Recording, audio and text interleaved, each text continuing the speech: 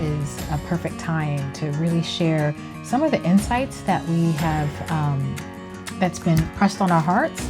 And I think it's something that once you grab a hold of it, that it's something that's going to be life-changing. That gets planted and it just starts to grow. And then we start developing patterns of behavior to just to cover our hearts. Hi, welcome back. Welcome back. Now we just want to talk about, what are we talking about? The feminine heart. Just the feminine heart. Okay, yeah. And I guess how it should show up. Just the nature. Okay, that's actually a better way of saying it. The nature of a feminine heart. And I think prior to saying this, I think I did want to bring up the whole idea is that sometimes you might be thinking that this just doesn't apply to you. Somehow you're thinking that, oh, okay, well, thank you for sharing, Stick Steep, but, I'm good. You know what I'm saying? And that just isn't, the case most of all. I think oftentimes we just need to take the time to just be thoughtful about things and examine ourselves and see if sometimes the shoe fits. Because sometimes it does. Sometimes it actually does. Sometimes you may think that even if that's the thing, even prior to this, I was saying a little leaven leavens the whole lump. Because you might be 95% great, but what about that 5%? The problem with this situation is that we need to root it out completely. It shouldn't be a thing where we are comfortable with having just a little bit of hardness of heart. Hardness of heart, we need to treat it as a disease. It's an epidemic in our community. Cancer? Yes, thank you. It's a cancer that has the capacity to metastasize. Is that how they say it? Metastasize, and it can affect all your organs. So what we want to do is we want to do what they do. We want to go in and we want to take the cancer out and then put you on radiation to kill it dead. And also put you on a juicing diet. We're doing everything. We're throwing everything but the kitchen sink at it. Or is it including the kitchen sink? I don't know how the phrase goes, but we're doing that. But I like it. So I was saying that sometimes you think that it doesn't apply to you.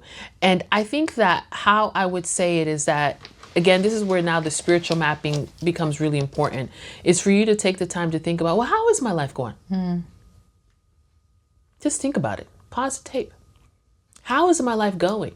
How would I rate it? Am I happy? Am I content? Am I living a fruitful life? Is, everything I set my mind to, is it happening? Is, are my bills being paid on a practical level? Is my relationship good with my, let's say you're married, with my husband, with my children, with my extended, at work? Do I have favor upon my life? Or am I one demerit away or one write-off away from being fired again? Or am I unemployed? Some of these things we just really need to think about, because I think ultimately we're able to start kind of gauging to see, okay, what exactly is going on? Where did things go wrong? Did something turn at this point? Did something, do this? And I think sometimes what we do, I need to add, is that I think we use the church sometimes as a crutch. Well, I'm a seasoned Christian, so this must not apply to me. I'm this, I've been an usherette, I'm a deaconess, I'm this, so this must not apply. And I just want to say, I personally believe that I think the church is one of the biggest crutches that's out there right now. We definitely think that there's a safety blanket. Just because we're in church, we don't have to do the work. Just because we're in church, this doesn't apply. Just because this doesn't apply. And I'm here to tell you, I do not believe that is the case. I think that right now, churches, I think, have failed to even isolate. That's not the word I want to use. Thank you. Identify that hard hearts is a pandemic, epidemic of epic proportion within the community. Churches, Black church has failed to recognize that. Period. Granted, you might be that person. Well, actually, put your hand down. No, but you might be that person that says, oh, actually, my pastor talks about this. Okay, you might be an anomaly. But I have And also, I haven't been to all the churches, of course, but this is something I just don't hear being spoken about. I do not hear pastors speaking about the problem of Black women, especially with hard hearts, being strong, being angry, always having the weight of the world on. Well, what are you going to do about it, Pastor? What are you going to do about it? Long gone is a time where we're going to wear it as a badge, and I got the jacket, I got the coat. Look, no, it's not fashionable anymore. It's not cute anymore. What are you going to do about it, Pastor? Now that you've seen that the women in your church are dealing with this and this is heavy on them, what are you going to do about it? What is the prescription? There has to be a prescription. I'm tired of us just being in church for 20 years, but your heart is still hard. You are still angry. You still don't have any softness in you. You are 65 years old. At what point are you going to get some sweetness in you? At what point? And we have to start asking ourselves these hard questions. The church is not going to help you because the church itself as a body, as an entity, has its own issues that I think are spiritually condemned or problematic. You need to look to your Most High yourself and try to get free yourself. Stop looking at the pastor in the church trying to help you. They cannot help you. Matter of fact, they're the people who probably, depending on what church you're going to and where it is, they've probably made this worse for you. Some of these churches are spiritually compromised.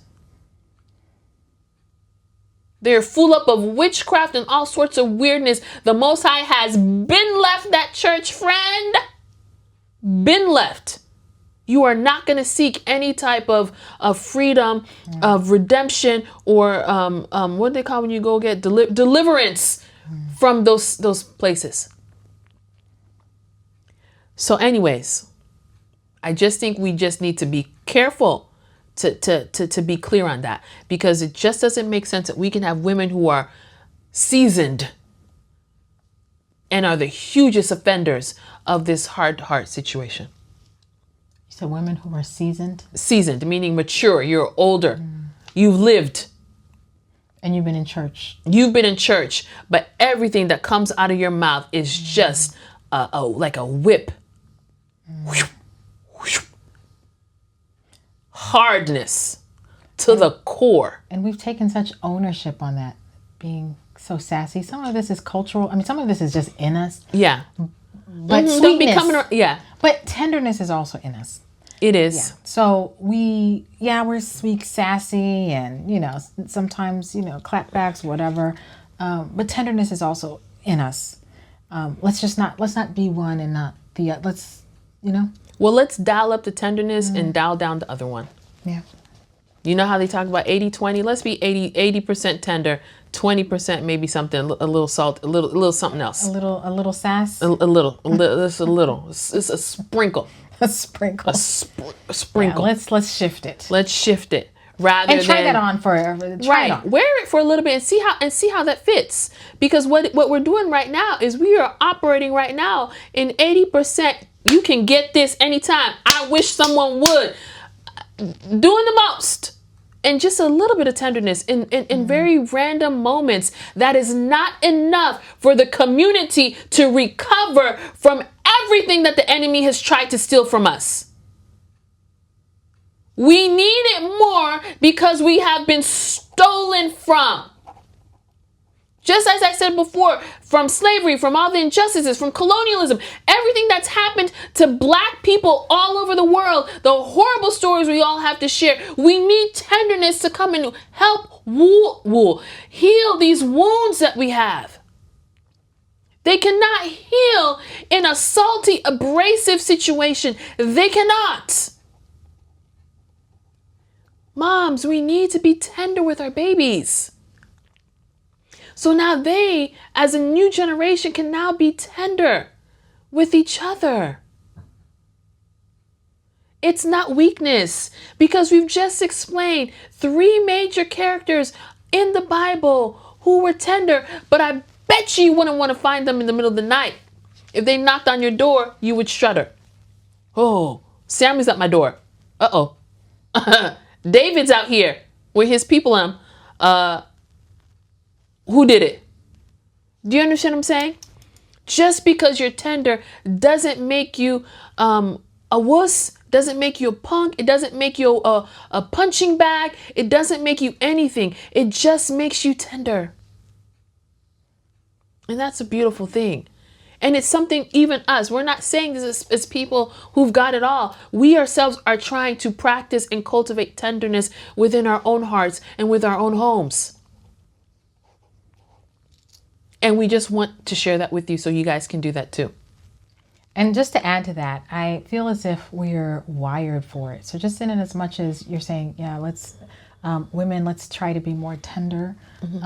Let's, put off this hardness.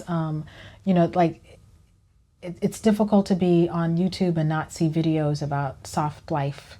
I'm in my soft girl era. I mean, it's trending. It's been trending for a minute now. Especially for Black women. So we're in our soft girl era, right? As Black women. We want softness. We want soft life. Tenderness and soft life. Tenderness and soft girl era. That goes hand in hand. So we can't be hard, but want a soft life vibes. Because in order to have a soft life, you're going to have to be soft. In your heart. Softness begins in the heart. It's not just your... I'm dressing soft. I'm dressed soft. I've got a hairstyle that's feminine. I've got this is a soft glam. It's not just in the exterior. Right. It actually it's actually inside. It's in the heart. For it to really take. Or else you remember like, LOL, like relaxer. Sometimes you used to relax your hair and sometimes it didn't take. It won't take. It won't take. You'll walk around, your ends will be straight and your roots won't be straight. Imagine you're saying, you want this soft girl life, soft era, whatever, and you attract a man, but you are hard. It ain't gonna last. Because he initially came to you because he smelled softness. He said, that smelled feminine. Oh, what's that scent? That's feminine. Yeah. And that's what drew him in. And then after a few dates, so you start courting for a few months, then he recognized, oh, she's wicked. Let it not just be the YouTube videos that we're just copying. No. It's like, oh, in order to have, to be in my soft girl 10 energy, things to do to be soft girl vibes. I'm cultivating my feminine energy. Feminine energy is going to start with your heart. And I've heard none of these people talk about heart. And this is no shade to them. But I definitely think that this is the first most important thing and probably the deepest thing that this is where the conversation conversation starts. Because this is the soil. This is the soil. So let's not just think about the exterior of the house. And how let's is the build foundation. The house. The foundation has to be sturdy. And we got to build the house. And because the house is shaky because of history, let's build the house. Let's build that foundation. Let's level this foundation out. The style, the clothes, the hair, the waves, whatever it is, that press, whatever it is, all of that is going to come in due time. That's like the icing on a well-made cake. But it starts here. It starts with the heart. Just imagine how awful it is, though, that you've now brought this man is now in your life, but you are hard. You know what? It's not even just, wow, this man is probably disappointed that he's now got something that he didn't want. You are robbed, because I really believe that some of the people who come across as the hardest and the toughest actually are the sweetest kind. Like there's something really, really sweet. They were just robbed from childhood by trauma. And so now the thing that you want so much in your heart, you don't even know how to receive it truly, because you put it on all the YouTube videos that told you need to do this to get this man, boom, boom, boom. Got it. But because the condition of the heart never changed, you are going to let either this man walk out of your life, or you're not going to be able to. You won't be able to grasp it and to hold it. It's almost like you've poured oil on your hands, and now when it drops, it just slips out. You can't grasp. You will find yourself pushing him away without wanting to. I've seen it. I've seen love show up and a woman loving the man, but pushing it away. Pushing the love she actually wants away. Mercy. The love she wants, the man she wants, pushing it away. And all because of the heart. We have got to start with this foundation. I'm here for soft girl life. I want it, blah, blah, blah. I want it. I want it. I'm sorry. Yeah. And I want for us to be in it as a collective, as Black women. I want for us to be receiving this. Let us start here. And this is the thing. It's like we need our women. Like, it's like just tenderness. We've talked about the men in the Bible that have these tender hearts, but tenderness comes easiest to a woman. So imagine the thing that comes the easiest to us ends up being the hardest thing for us to step into. Or the thing that we are like, like we're like wired for. Where, like sometimes you flick it away. Let's say you flick the little grasshopper thing away. You're like, eek! We're flicking tenderness away from us. Imagine, we're wired for it though. We are. So the thing that the Most High wired us for. That's what I was saying. Like the fact that it's in our DNA. It's just, that's how hard the enemy worked. He did because a it's complete wired. number. It's wired in us. It comes more natural to you, but yet here you are saying, no. Which really doesn't make sense at all. Yeah. So again, just talking about the feminine heart, as Tilu just said, we're wired for tenderness. So let's take off that masculine jacket. Let's put on that feminine jacket and just try it out a little bit. And for those of us who are not used to it because of XYZ, it's going to take some time. But this is why we're talking about it. Let's have that conversation and let's start trying to implement these things now. There's baby steps. Baby steps. You just when you start a new workout, it's not easy. It ain't. And sometimes, the first time, if I haven't been working out for a while and I'll work out with a trainer, I might be down for a couple of days. Like, I can't sit. You can't even sit. You can't even, you go trying to go to bath. Everything is just any type of thing that crouches down. And then, but you know what? And sometimes it's like, you think, I'm going to do it 3 times a week. Well, no, maybe this week it's just the one time. No, it's just one. But it doesn't mean I shouldn't go back next week. No, you should. You should, because you're working your way up to this. Yeah. So we've talked about a soft heart, also attracts suitors in that way, because it's like, if you think about it again, it's like a magnet. A magnet, right? There's a positive and negative. There's a male part, female. Like there's the joining of how it works. And so, you have a man with his strength, typically with his strength and with his testosterone and everything that is that is going to be attracted to a woman in her femininity, and so it's just kind of draws. So again, a feminine heart, a soft feminine heart, is like a magnet for a masculine heart. Again, she talked about, we have this desire for wanting a soft life, but we need to make sure that our hearts are also in the right place, because if not, then that's pointless. A soft heart also can, prepares you for marriage, because again, like we said, men are drawn to this, and a soft heart also keeps your marriage thriving, during the marriage, while you're in it, there's importance of being soft and not being able to have this, all of this argumentative, well, I ain't gonna, and I think Tilu said it really well. Unfortunately, a lot of this stuff is culturally acceptable. Oh, she just sassy. Oh, she's sassy. Oh, she, sometimes she get this. It's, again, let it be measured, ladies. We're going to just try calling this the 80-20 rule or 80-20 challenge. Let's move to trying to be more tender. You can still have a little sass when you need it, because sometimes you do need it. You do need it. But we can't be like that all the time. That can't be our resting place. Our resting place can't be angry black woman. Our resting place cannot be angry black woman. There's a reason why it's a stereotype. Sometimes I know people, it's a stereotype. It's true, because a lot of us are angry. But that cannot be our resting place. And if we take our anger and give it to the Most High, He can give us something else. We have a prescription for this. Don't worry, we're going to get to it. But our resting place can't be angry. Our resting place can't be, we just always just in a mood. No. Let's try our resting place to be tender, to be softness, to be all the things. So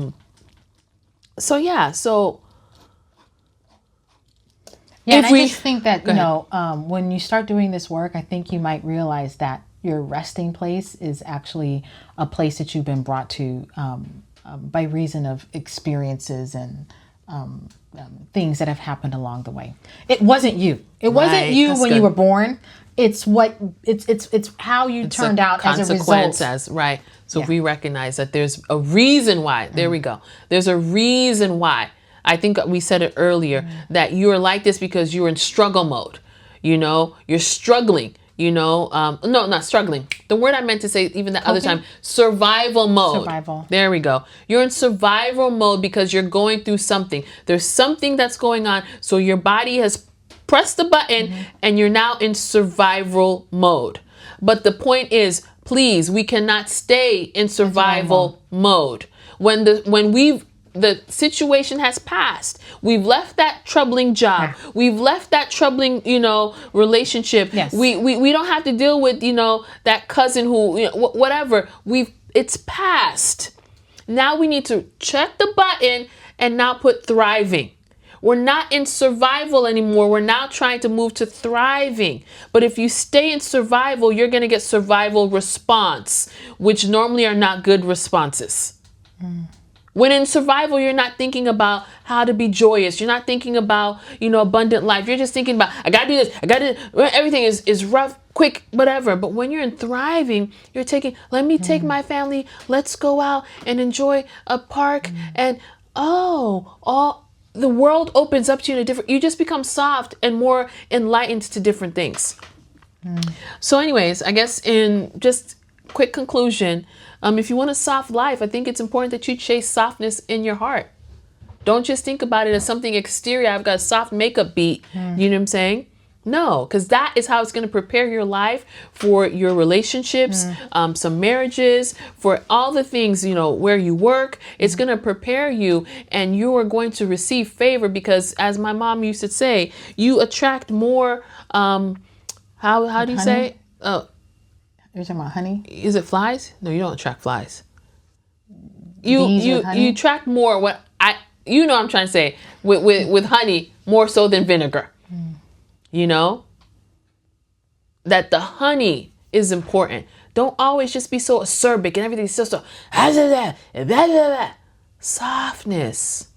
But I think that as you start to do this work, I think it happens naturally. I think the tenderness of the heart happens as you start to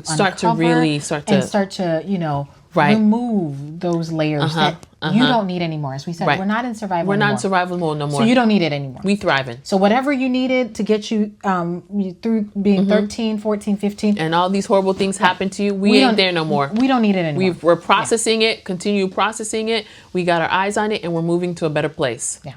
So we take it off. And as we take it off, our heart naturally, who you really are, who you were called to be, that actually now starts to shine through. And we want you to be who the Most High called you to be. And that's what we're here for. Let's not be locked in this prison because this other person, that's not who we were called to be. All right. Yeah. That's it? All right. Well, thank you so much. And we'll see you in the next video. Bye. Bye.